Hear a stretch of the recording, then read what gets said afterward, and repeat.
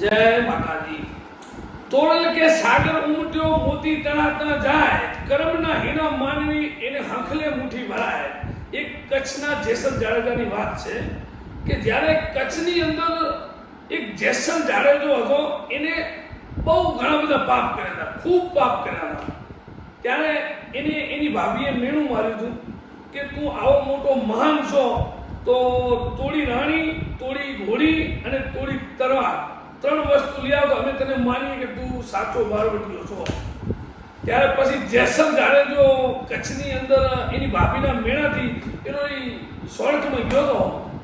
એની ભાભીનું મેણું સાંભળી અને ત્યાં ગણે લેવા, ત્યારે એને સાસતિયાને ત્યાં ગયો હતો, પેલા શેઠ સગાસાને ત્યાં। ત્યારે એને ત્યાં ગણે જઈ અને ઘોડાની ગમાનની અંદર સુકાઈ ગયો હતો અને પછી પાછળથી એ લોકો બધા આવ્યા, પ્રસાદી વેચતે વેચતે એક પડિયો વધ્યો અને ત્યારે એવો નિયમ હતો એમનો કે જેટલા માણસો હોય એટલા જ પડિયા પ્રસાદીના બને। એને ભજનનો પ્રસાદ ચાલતો હતો।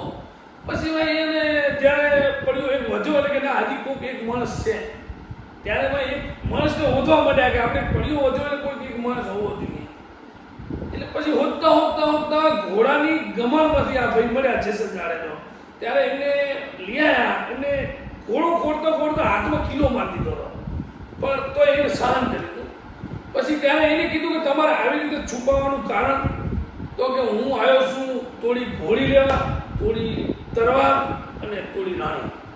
ત્યારે એનો જે ઘરવાળો હતો એને હસતા હસતા થોડીને આપી દીધા હતા કે તમે લો। ત્યારે મારો તો બેડો પાર થઈ ગયો, પણ તમે લઈ જાઓ તમારો બેડો પાર।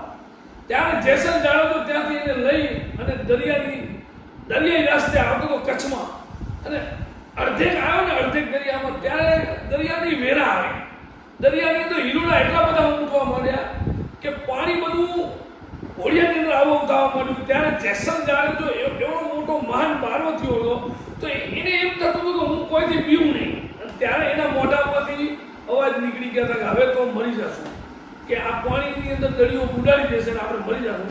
પણ સતી તોરલ તો સાઈડમાં ઓડિયામાં બેઠા બેઠા ભજન ગાતા હતા, અને ત્યારે જેસલ જાડેજે તોરલને કીધું કે હવે સતી આને શું કરશું? અને ત્યારે તોરલે કીધું જેસલ જાડેજાને કે તમે જેટલા પાપ કરે ને એ પાપ યાદ કરો।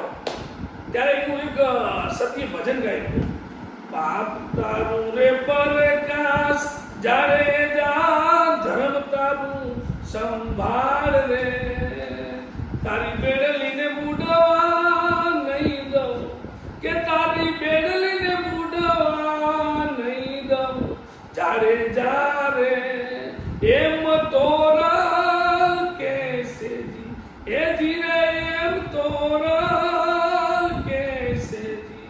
ત્યારે જાડેજો હોડિયાની અંદર ઉડતા હોડિયાની અંદર એને એનો પાપ યાદ કર્યા હતા બધા, જેટલા એને પાપ યાદ કર્યા હતા એ બધા પાપ એ ટાઈમે એને યાદ કર્યા હતા।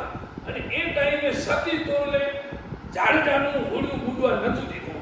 એટલે જ્યારે તમે કોઈ સતનો માણસ પકડી લો કે સત્ય ઉપર ચાલતું એ માણસ ચરણે જાતા રહો, તમે ભલે ગમે એવા પાપી હો પણ તમારો ઉદ્ધાર તો સાહેબ થઈ જ જાય। પણ એના માટે આપણે પાપ કર્યા છે કે નથી કર્યા, એના માટે આપણે સત્ય માણસ જોડે જવું જોઈએ।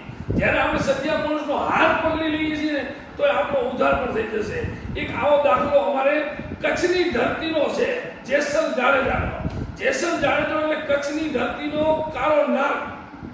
આજે પણ અંજારની અંદર એની સમાધિ છે, જેસલ જાડેજાની છે, સતી તોરલની પણ સમાધિ છે। ગમે ત્યારે આવો અને કરો દર્શન।